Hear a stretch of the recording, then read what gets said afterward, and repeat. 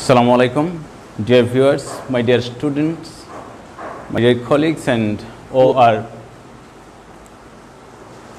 watching this live. Welcome you all to our live class. সুপ্রিয় দর্শক শ্রোতা, আমার প্রিয় শিক্ষার্থীবৃন্দ, সবাইকে স্বাগত জানাচ্ছি আমার আজকের এই লাইভ প্রোগ্রামে। আজকের ক্লাস হলো ন্যারেশন। ন্যারেশন ক্লাসটি বিষয়টি ইংরেজি গ্রামারের একটা খুবই গুরুত্বপূর্ণ বিষয়, যা বিশেষ করে অষ্টম শ্রেণী থেকে শুরু হয়েছে। জেএসসি পরীক্ষার্থীর জন্য এটা একটা আতঙ্ক। ন্যারেশনের জন্য অনেক স্টুডেন্টরা প্যারেশান হয়ে যায়। এই ন্যারেশনের প্যারেশান দূর করার জন্য আমার এই আজকে লাইভ আয়োজন। ঠিক আছে, তাহলে আমি প্রথমেই বলতে চাই যে ন্যারেশন কি, তাই না? ন্যারেশন মানে ন্যারেশনের আরেকটা নাম হলো স্পিচ। ন্যারেশন হলো উক্তি, বক্তা যা বলে তাই হলো ন্যারেশন। ন্যারেশনকে অন্য নামে বলা হয় উক্তি, ঠিক আছে, বা স্পিচ বলা হয়। ন্যারেশন অ্যান্ড স্পিচ একই জিনিস, তাই তো? তো আমরা বক্তা যখন কথা বলে, কোনো কথা দুইভাবে বলা যায়। একজন বক্তা যা বলেছে তা হুবহু উদ্ধৃত করা যায়, আর কখনো কখনো অধিকাংশ সময় করা হয় কি, একজন বক্তা যা বলল তা হুবহু না বলে তার কথার মর্মার্থটি, অর্থটি কি করা হয়, জানানো হয়, কনভে করা হয়, মেসেজটি প্রদান করা হয়। সেটাই হলো ন্যারেশন। তো ন্যারেশন আসলে দুই প্রকারের আছে। একটা হলো ডিরেক্ট স্পিচ বা ডিরেক্ট ন্যারেশন, আর একটা হলো ইনডাইরেক্ট স্পিচ বা ইনডিরেক্ট ন্যারেশন। ঠিক আছে, তো ন্যারেশন হলো দুই রকমের। একটা হলো বক্তা যখন যা বলে তা হুবহু যখন বলা হয়, সেটা হলো ডিরেক্ট স্পিচ, এটা নাম্বার ওয়ান। আর যখন বক্তা যা বলেছে তার অর্থ যখন অন্যের কাছে বর্ণনা করা হয়, জানানো হয়, সেটা হলো ইনডিরেক্ট স্পিচ। ঠিক আছে, এখন ডিরেক্ট স্পিচ আর ইনডিরেক্ট স্পিচের মধ্যে কি পার্থক্যটা আমরা দেখি। সেই এখানে আমি একটা এক্সাম্পল নিয়ে এসেছি, এর মাধ্যমে আমি দেখানোর চেষ্টা করব। ঠিক আছে, এখানে প্রথম বাক্যটা হলো, এই বাক্যটা হলো ডিরেক্ট স্পিচের বাক্য। এখানে ডিরেক্ট স্পিচে দুইটা অংশ থাকে। কয়টা অংশ থাকে ডিরেক্ট স্পিচে? দুইটা অংশ থাকে। এখানে দেখা যাচ্ছে দুইটা অংশ কিন্তু কমা এবং ইনভার্টেড কমা দ্বারা আলাদা করা থাকে। এখানে আমরা দেখি হি সেইড একটা অংশ, এরপরে একটা কমা আছে। ঠিক আছে, এটা হলো একটা অংশ। আর হলো আই রাইট এ লেটার, এটা অন্য আরেকটা অংশ। ঠিক আছে, নাম্বার ওয়ান, নাম্বার টু, এই দুইটা অংশ আছে। ঠিক আছে, প্রথম অংশটাকে হি সেইড, এটাকে বলা হয় কি অংশ বলা হয়? এই সেইড কথা হলো রিপোর্টিং ভার্ব। রিপোর্টিং ভার্ব, ঠিক আছে, আমি একটু লিখে দিচ্ছি এখানে। রিপোর্টিং ভার্ব বলা হয় এটাকে। এটা দেওয়ার উদ্দেশ্য হলো, এটা প্রায় আমরা যখন এটা পড়াবো তখন বারবার কথাটা চলে আসতে পারে। রিপোর্টিং ভার্বের সাবজেক্ট, হি হলো রিপোর্টিং ভার্বের সাবজেক্ট। এখানে আমরা এই বাক্যটায় কোনো অবজেক্ট নেই, কখনো কখনো অবজেক্টও থাকতে পারে, রিপোর্টিং ভার্বের অবজেক্টও থাকে। ঠিক আছে, আর এই অংশটা, এই দুই নম্বর অংশটার নাম হলো রিপোর্টেড স্পিচ।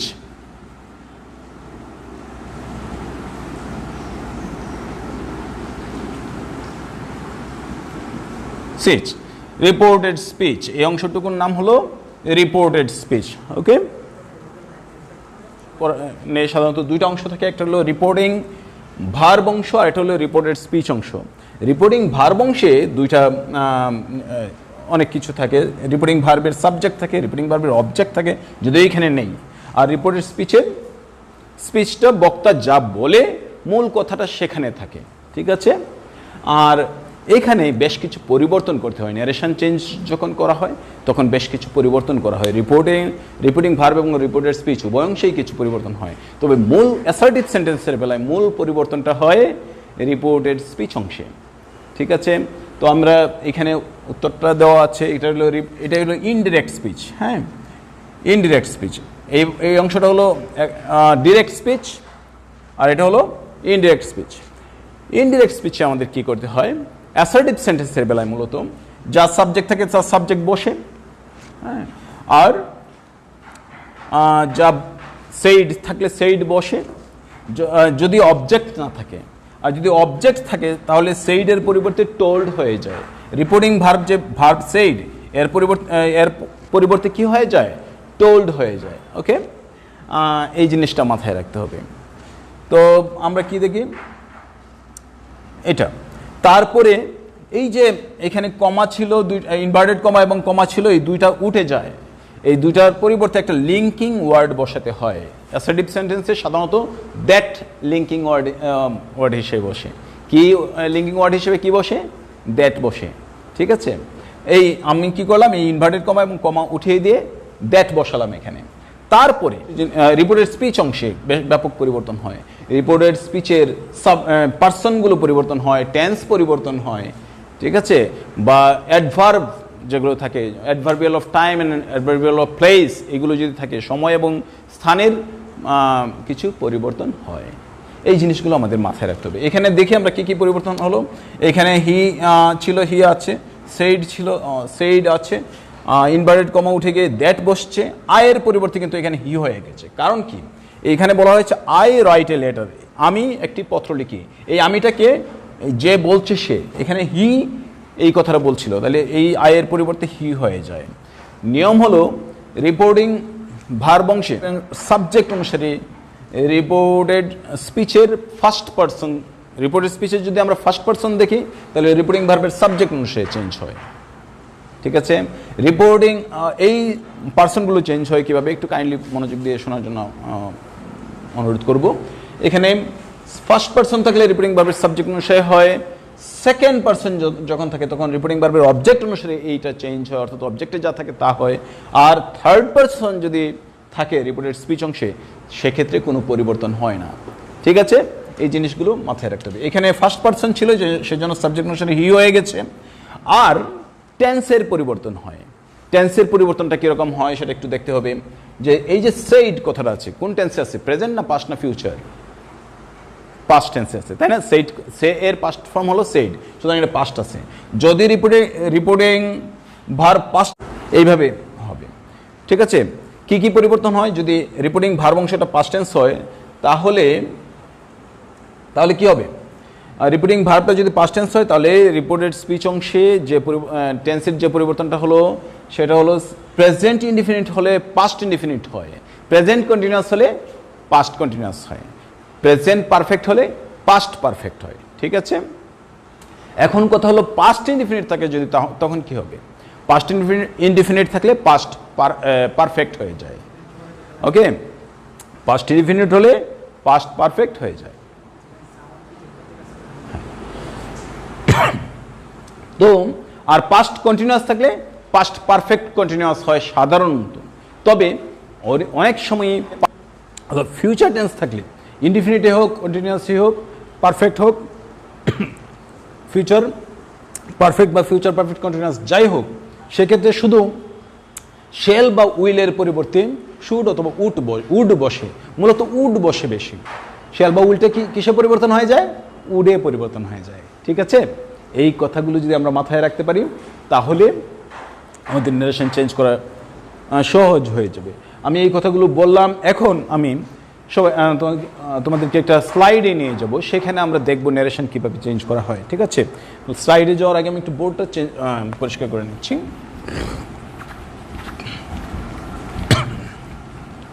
ওকে, স্লাইড। এখানে একটা স্পিচ দেওয়া আছে, মূলত পরীক্ষাতে এইভাবে থাকে, স্পিচ ন্যারেশন থাকে। তো স্পিচ ন্যারেশন করতে গেলে আমাদের অনেকগুলো দিক মাথায় রাখতে হয়। কারণ স্পিচ ন্যারেশনে অ্যাসার্টিভ সেন্টেন্স থাকতে পারে, ইন্টারগেটিভ সেন্টেন্স থাকতে পারে, ইম্পারেটিভ সেন্টেন্স থাকতে পারে, অবজেক্টিভ এক্সক্লেমেটরি সেন্টেন্স থাকতে পারে, এবং প্রত্যেকটা সেন্টেন্স করার আলাদা আলাদা কিছু নিয়ম আছে। এরকম অ্যাসার্টিভ সেন্টেন্স এবং ইন্টারগেটিভ সেন্টেন্সের বাক্যগুলোকে ন্যারেশন কীভাবে চেঞ্জ করবো, ডিরেক্ট থেকে ইনডাইরেক্টে কীভাবে যাব, এই জিনিসটা সংক্ষিপ্তভাবে দেখানোর চেষ্টা করছি। আমি আরেকটা ক্লাস লাইভে যাব পরবর্তীতে, যেখানে আমি ইম্পারেটিভ এক্সক্লেমেটরি এবং অবজেক্টিভ সেন্টেন্স কীভাবে চেঞ্জ করা যায় তা দেখানোর চেষ্টা করব। ঠিক আছে, এখানে কি দেখি, এই স্পিচটা দেওয়া আছে, সকিনা সেইড টু জামাল, এখানে কমা দেওয়া আছে, তারপরে how are you, note of interrogation দেওয়া আছে। ঠিক আছে, তারপরে I went to your house yesterday, আমি but you were not there. এখানে সেন্টেন্সটা শেষ হয়েছে, ফুল স্টপ আছে এবং তারপরে ইনভার্টেড কমা শেষ হয়েছে। ঠিক আছে, আনকোড করা হয়েছে, তারপরে আবার কোড করা হয়েছে ইনভার্টেড কমা দিয়ে। I went to a shop, said Jamal, I had to buy some books for my brother. ঠিক আছে, এই বাক্যটার অর্থ কি দাঁড়াচ্ছে? সকিনা জামালকে বলেছিল তুমি কেমন আছো, আমি তোমার বাড়িতে গিয়েছিলাম গতকালকে কিন্তু তোমাকে সেখানে পাইনি। তো আমি চাই আই ওয়েন্ট টু শপ, আমি দোকানে গিয়েছিলাম, এটা কে বললো? জামাল বলেছে। আবার I had to buy some books for my brother, আমার ভাইয়ের জন্য কিছু বই আনা প্রয়োজন ছিল, আমাকে বই আনতে হয়েছিল আমার ভাইয়ের জন্য। এই কথাও কার? জামালের, তাই না? শুধু একবার সেট জামাল দ্বারা কিন্তু দুইটা বাক্যকেই কভার করেছে, তাই না? সেখানে আমাদের যে কাজটা করতে হয় এখন, এই কাজটা কিভাবে করতে হয় সেটাও আমি দেখাবো, তবে আমি এর সাথে এই স্লাইডে আমি আনসারটা দিয়েই এটা দেখাতে চাই যে কিভাবে চেঞ্জটা হয়েছে। ঠিক আছে, এটা হলো, আচ্ছা এটা কি ডাইরেক্ট স্পিচ না ইনডাইরেক্ট স্পিচ? নিশ্চয়ই ডিরেক্ট স্পিচ, কারণ আমরা দেখছি যে প্রত্যেক এখানে কমা দেওয়া আছে এবং কোটেশন মার্কস আছে, তাই না? ইনভার্টেড কমা আছে। ডিরেক্ট স্পিচগুলো কিন্তু ইনভার্টেড কমার ভেতরে থাকে, আর ইনডাইরেক্ট স্পিচে কোনো ইনভার্টেড কমার প্রয়োগ নেই। ঠিক আছে, এই জিনিসটা কিন্তু মনে রাখতে হবে। আমরা কি দেখি? ডিরেক্ট স্পিচে ইনভার্টেড কমা থাকে, বক্তা যে কথাটা বলে সেটা ইনভার্টেড কমার ভেতরে থাকে, আর ইনডাইরেক্ট স্পিচে সেই ইনভার্টেড কমাগুলো থাকে না। ঠিক আছে, আর আরেকটা জিনিস আমি বলে দেই, ডিরেক্ট স্পিচে assertive sentence, interrogative sentence, imperative sentence, exclamatory sentence, বক্তার যে কোনো অনুভূতি দিয়েই কথা বলতে পারে। কিন্তু ইনডাইরেক্ট স্পিচে এই অনুভূতির অবস্থাটা থাকবে না, বরং ওই অনুভূতির একটা ব্যাখ্যা দেওয়া হবে, সে কিভাবে কথাটা বলেছে, এবং সব সেন্টেন্স অ্যাসার্টিভ হয়ে যাবে, সব সেন্টেন্স অ্যাসার্টিভ হয়ে যাবে। সেহেতু সেখানে কোনো exclamation marks, note of interrogation, এগুলো অর্থাৎ প্রশ্নবোধক চিহ্ন এবং আশ্চর্যবোধক চিহ্ন বা অন্যান্য চিহ্ন যেগুলো আছে, কমা থাকতে পারে কিন্তু ফুল স্টপ বা কমার প্রয়োগই বেশি, অন্য কোনো চিহ্নের প্রয়োগ সাধারণত জ্যোতি চিহ্নের প্রয়োগ হয় না। ঠিক আছে, কারণ সবগুলো অ্যাসার্টিভ সেন্টেন্স হয়ে যায়। যখন আমরা ইনডাইরেক্ট স্পিচে যাবো সব অ্যাসার্টিভ সেন্টেন্স হয়ে যাবে, সেই কথাটা মাথায় রাখতে হবে। তাহলে আমরা যাই, সকিনা আক্সড, এখানে কি হলো, কি পরিবর্তন হলো? সেইট টু ছিল, সেইট টুর পরিবর্তে কি হয়ে গেল? আক্সড হয়ে গেল, কারণ সকিনা কি এখানে একটা প্রশ্নবোধক বাক্য করেছে, প্রশ্ন করা বা জিজ্ঞেস করা ইংলিশ হলো আক্সড, সেই জন্য আক্সড ব্যবহার করা হয়েছে। কাকে প্রশ্ন করেছে? জামালকে, জামাল করা হয়েছে। আর এখানে কিন্তু আমি দ্যাট ব্যবহার করিনি, কারণ ইন্টারগেটিভ সেন্টেন্স এবং ডব্লিউএইচ ওয়ার্ড আছে এখানে। ডব্লিউএইচ ওয়ার্ড যদি থাকে তাহলে ডব্লিউএইচ ওয়ার্ডটা হুবহু বসে যায় ইন্টারগেটিভ সেন্টেন্সে। ঠিক আছে, আর ডব্লিউএইচ ওয়ার্ডটা বসে যায়। ডব্লিউএইচ ওয়ার্ড যদি না থাকে সেক্ষেত্রে ইফ বা ওয়েদার বসে, আমি এটা শেষে দেখাচ্ছি আরও কয়েকটা ইন্ডিভিজুয়াল সেন্টেন্স যখন অ্যাসার্টিভ এবং ইন্টারগেটিভ নিয়ে আলাদা যখন আলোচনা করব সেখানে আমি দেখাচ্ছি। তাহলে হাউ হি ওয়াজ, এখানে আগে দেখলাম আর ইউ, আরটা আগে ছিল কিন্তু এখন ওয়াজটা পরে চলে গেছে। আরটা প্রেজেন্ট টেন্স ছিল, এখানে ওয়াজ পাস্ট টেন্স হয়ে গেছে। তার মানে সকিনা তাকে, জামালকে জিজ্ঞেস করেছিল সে কেমন ছিল। ঠিক আছে, she then told him that, এখানে কিন্তু শি দেন টোল্ড হিম কথাটা নেই। আমরা I went to your house yesterday, সে আরও বলেছিল যে সে তার বাড়িতে গিয়েছিল। Then she told him that, তখন সে তাকে বলেছিল যে she had gone to his house the previous day, আগের দিন সে তার বাড়িতে গিয়েছিল। But he had not been there, কিন্তু সে সেখানে ছিল না। এই সেটাকে জামাল সেখানে ছিল না, তাই না? আর কে গিয়েছিল?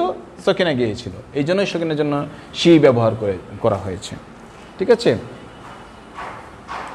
জামাল এখন এই কথার প্রেক্ষিতে জামাল কি করলো? উত্তর দিয়েছিল। জামাল উত্তর দেওয়া ইংরেজি কি? রিপ্লাইড।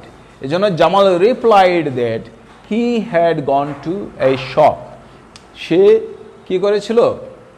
একটা দোকানে গিয়েছিল। অ্যান্ড অ্যাডেড দ্যাট, আর বলেছিল যে he had to buy some books for his brother. ওই শেষ হয়ে গেল। তাহলে এইখানে জামাল যে কথাগুলো বলেছে এই কথাটা তো এখানেও আছে, তাই না? ভাবার তো ঠিকই আছে, তাই তো? তো এখানে কিন্তু এইখানে যে শব্দগুলো ব্যবহার করেছে, যে ধরনের বাক্য ব্যবহার করেছে, এখানে কি এই ধরনের বাক্য আছে? না, এখানে এই ধরনের বাক্য নেই, কারণ এখানে ইন্টারগেটিভ সেন্টেন্স ব্যবহার করেছে, এখানে ইন্টারগেটিভ সেন্টেন্স নেই। ঠিক আছে, এখানে সব অ্যাসার্টিভ সেন্টেন্স হয়েছে। এখানে সবগুলো বাক্যই কি, এখানে প্রেজেন্ট ইনডিফিনিট টেন্সের বাক্য, পাস্ট ইনডিফিনিট টেন্সের বাক্য, তাই তো? ইয়েস্টারডে এগুলো আছে, কিন্তু এখানে সবগুলো কোনো প্রেজেন্ট টেন্সের বাক্য নেই, সবগুলোই পাস্ট টেন্সের, তাই না? তাহলে এই রকম টেন্সের চেঞ্জ হয়। আমরা কি দেখলাম? কি চেঞ্জ হয় দেখলাম রিপোর্টিং ভার্ব অংশে যদি ইন্টারগেটিভ সেন্টেন্স হয় তাহলে সেখানে রিপোর্টিং ভার্ব অংশে কিছু চেঞ্জ আছে। আর রিপোর্টের স্পিচ অংশে বিশেষ চেঞ্জ, সেটা হলো পার্সনগুলো চেঞ্জ হয়, টেন্সটা চেঞ্জ হয়, সময়বাচক শব্দটা চেঞ্জ হয়, যেমন ইয়েস্টারডের পরিবর্তে প্রিভিয়াস ডে হয়ে গেছে, তাই না? আর কি চেঞ্জ হয়? অ্যাডভার্ব থাকলে সেটা চেঞ্জ হয়, ঠিক আছে? তো আমি আরও কিছু স্লাইডে যাব, অর্থাৎ 3টা অ্যাসার্টিভ সেন্টেন্স ডিরেক্ট স্পিচ আছে, এই 3টা ডিরেক্ট স্পিচকে ইনডাইরেক্ট স্পিচে রূপান্তর করা হয়েছে। আমি দেখি কীভাবে হলো। প্রথম বাক্যটা হলো Salman said I go to school. Salman বলেছিল আমি স্কুলে যাই। তাহলে এখানে সালমানের জায়গায় সালমান লিখলাম, সেড এখানে যেহেতু অবজেক্ট নেই তাহলে সেইডই বসতে পারে। আর এই ইনভার্টেড কমা এবং কমার পরিবর্তে দ্যাট বসলো। কি বসলো? কমা এবং ইনভার্টেড কমার পরিবর্তে দ্যাট বসলো। তারপরে আই হলো ফার্স্ট পারসন, সেটা সাবজেক্ট অনুসারে চেঞ্জ হয়। গো প্রেজেন্ট টেন্স ছিল, তার পাস্ট ফর্ম ওয়েন্ট বসছে, ঠিক আছে? আর টু স্কুলের জায়গায় আছে। আমরা যে কথাগুলো বলছিলাম এই কথাগুলোর সাথে মিল পাওয়া গেল। ইয়েস। তাহলে আমরা পরের বাক্যটা দেখি। আরেকটা জিনিস এখানে বলে নেই, ন্যারেশন চেঞ্জ করার সময় আমরা দেখব ডিরেক্ট স্পিচে ওই যে রিপোর্টিং ভার্ব অংশটা বাক্যের প্রথমেও থাকতে পারে, রিপোর্টেড স্পিচের আগেও থাকতে পারে, পরেও থাকতে পারে। কিন্তু আমরা যখন ইনডাইরেক্ট স্পিচে যাব সেক্ষেত্রে সব সময় রিপোর্টিং ভার্বের আগেই কি বসাতে হবে? সেই রিপোর্টিং ভার্ব অংশটা সবসময় বাক্যের প্রথমে বসাতে হবে, ঠিক আছে? আবার বলছি, রিপোর্টিং ভার্ব অংশটা ডিরেক্ট স্পিচে রিপোর্টেড স্পিচের আগেও থাকতে পারে, পরেও থাকতে পারে। কিন্তু যখন আমরা ন্যারেশন চেঞ্জ করে ইনডাইরেক্ট স্পিচে যাব সেই সময় সবসময়ই এটা আগে বসবে, পরে বসবে না, ঠিক আছে?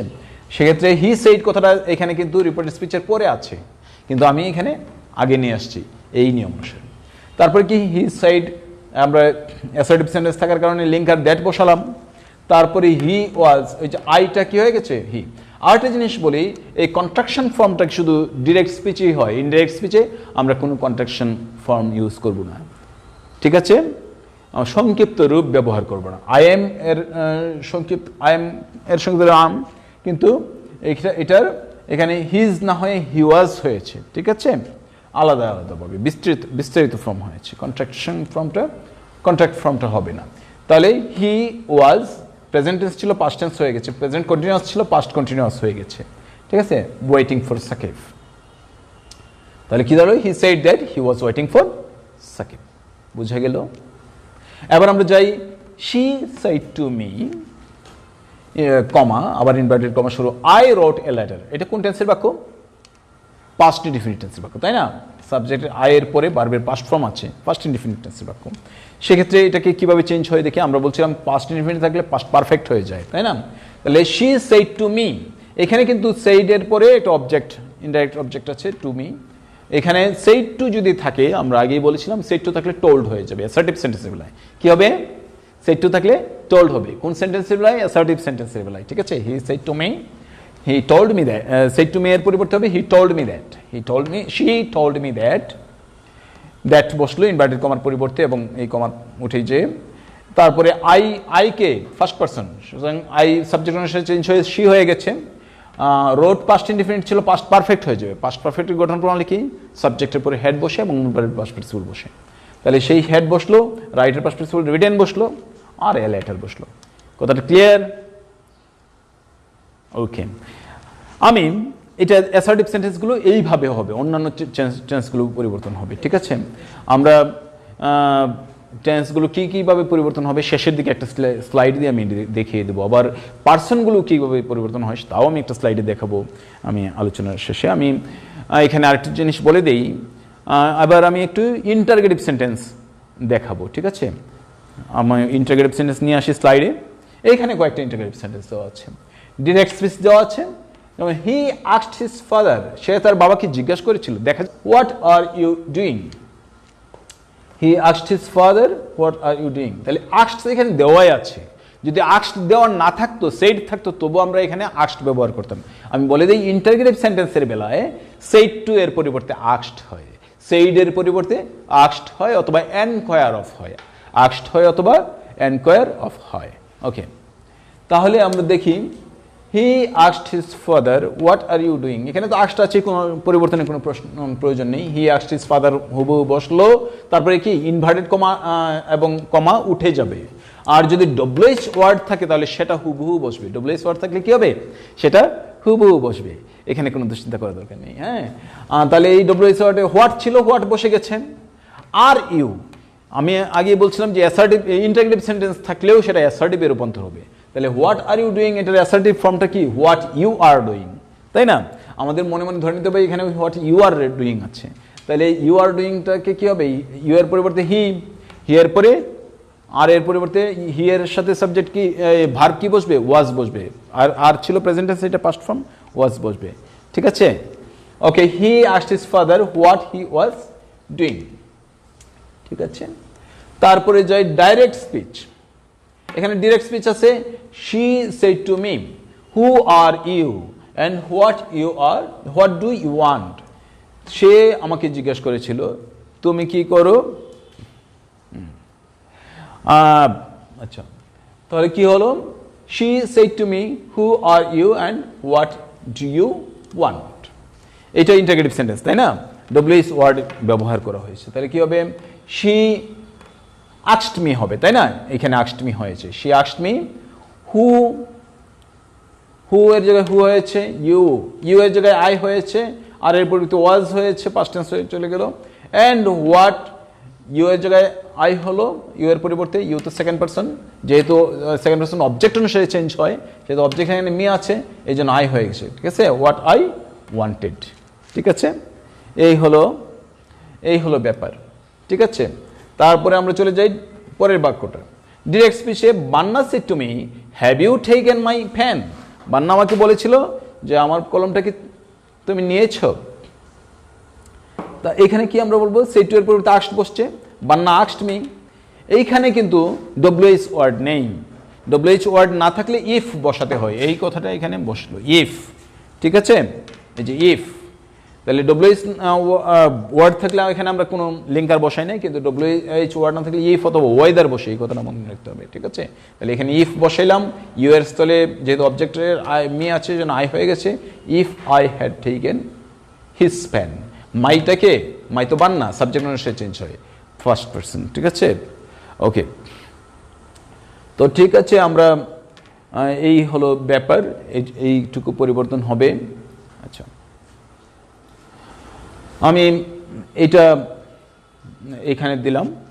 তারপরে আমরা একটু দেখে নিতে চাই আমাদের, আমি বলছিলাম যে কি হবে, আমি স্লাইডে দেখাবো, দেখে নিই। এম ইজ আর, এগুলো যদি থাকে তাহলে কি হয়ে যায়, ওয়াজ ওয়ার হয়ে যায়।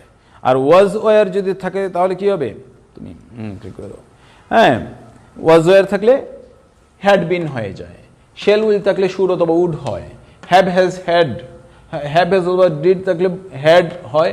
হ্যাভ হ্যাজ অথবা ডিড থাকলে হ্যাড হয় এবং মূল ভার্বের পাস্ট পার্টিসিপল হয়, ভার্ব 3 হয়, তাই না? মূল ভার্বের পাস্ট পার্টিসিপল হয়। তারপরে একটা জিনিস এখানে দেখাবো, ক্যান, মে, এইগুলো মডেল অক্সিলারিজগুলো থাকলে ক্যান থাকলে কুড হয়ে যায়, মে থাকলে মাইট হয়ে যায়, হ্যাঁ, এইগুলো। তারপরে must, have to, has to, ought to থাকলে হ্যাড টু হয়ে যায়। ঠিক আছে, আর কি কি পরিবর্তন হয়, এখানে প্রেজেন্ট ইনডিফিনিট থাকলে পাস্ট ইনডিফিনিট হয়ে যায়, পাস্ট ইনডিফিনিট থাকলে পাস্ট পারফেক্ট হয়ে যায়। ঠিক আছে, এই জিনিসগুলো আমি আগেও বলেছি। পাস্ট কন্টিনিউয়াস থাকলে পাস্ট কন্টিনিউয়াস থাকতে পারে, আবার পাস্ট স্লাইড দেখাচ্ছি। এখানে কি কি চেঞ্জ হয় দেখানো হচ্ছে। নাও থাকলে দেন হয়ে যায়। ঠিক আছে, টুমরো থাকলে দ্য নেক্সট ডে হয়ে যায়। এই অ্যাডভার্বগুলোর চেঞ্জ হয়, স্থান এবং সময়বাচক এই অ্যাডভার্বগুলো চেঞ্জ হয়। নাও থাকলে দেন হয়, টুমরো থাকলে দ্য নেক্সট ডে হয়, টুনাইট থাকলে দ্যাট নাইট হয়, টুডে থাকলে দ্যাট ডে হয়, ইয়েস্টারডে থাকলে দ্য প্রিভিয়াস ডে হয়, লাস্ট নাইট থাকলে দ্য প্রিভিয়াস নাইট হয়, লাস্ট উইক থাকলে দ্য প্রিভিয়াস উইক হয়, হিয়ার থাকলে দেয়ার, দিস থাকলে দ্যাট, দিস থাকলে দোজ। এইভাবে পরিবর্তনগুলো হয়। এছাড়া আর কি পার্সনগুলোর যেভাবে পরিবর্তন হয় সেটা একটু আমি স্লাইডে দেখানোর চেষ্টা করেছি। সেটা হলো যেমন আই যখন থাকে সেখানে আগেই বলছিলাম যে রিপোর্টিং, হ্যাঁ, এটা রিপোর্টিং ভার্বের সাবজেক্ট অনুসারে চেঞ্জ হবে। ঠিক আছে, এরকম কিছু চেঞ্জ হতে পারে। এখানে যে স্লাইডে দেখানো হয়েছে সেটা দেখে নেওয়ার জন্য অনুরোধ করছি। আর বিষয় হলো সংক্ষিপ্তভাবে আমি চেষ্টা করেছি এই জিনিসগুলো নিয়ে আসার জন্য। আমাদের ন্যারেশনটা একটা বেশ বিস্তৃত পার্ট। সেটা পাঁচ রকমের সেন্টেন্স আছে এবং 5 রকমের সেন্টেন্সের বিভিন্ন রোলস আছে, সেগুলো দেখতে হবে। এখানে আমি ইন্টারগেটিভ এবং অ্যাসার্টিভ সেন্টেন্সের রোলসগুলো কিছু দেখানোর চেষ্টা করেছি। একটা প্যাসেজ ন্যারেশন নিয়ে এসেছিলাম শুরুতে। আমি আশা করছি এরকম আরেকটা ক্লাস নিলে আমার মোটামুটি কভার করে ফেলতে পারবো, এবং যে সমস্ত আরও প্রয়োজন আছে যে জিনিসগুলো বলা, সেগুলো আশা করছি নিয়ে আসবো আমরা আগামী ক্লাসে। এই আলোচনা সম্বন্ধে কারো কোনো মতামত থাকলে সেটা কমেন্টে জানানোর জন্য অনুরোধ রইল। আমরা চেষ্টা করব আগামীতে আরও ভালো ক্লাস নেওয়ার। সবাইকে হাওর কন্যা সুনামগঞ্জ অনলাইন স্কুলের পক্ষ থেকে আবারও ধন্যবাদ জানিয়ে, আর এই কোভিড-19 এর এই দুঃসময়ে সবাই ঘরে থেকে নিজেকে হেফাজত রাখি এবং অন্যকেও বিপদ থেকে রক্ষা করি। পরিচিত জনদের মধ্যে যদি কেউ করোনা ভাইরাসের পজিটিভ হয়ে থাকে তাকে নিরাপদ দূরত্বে থেকে সব রকমের সাহায্য সহযোগিতা করি। সবাই ভালো থাকি, সবাই সুন্দর থাকি, নিরাপদ হোক আগামী, এই প্রত্যাশায় সবাইকে শুভেচ্ছা জানিয়ে আজকের আলোচনা এখানে শেষ করছি। ভালো থাকবেন, সুন্দর থাকবেন, সুস্থ থাকুন। ধন্যবাদ সবাইকে।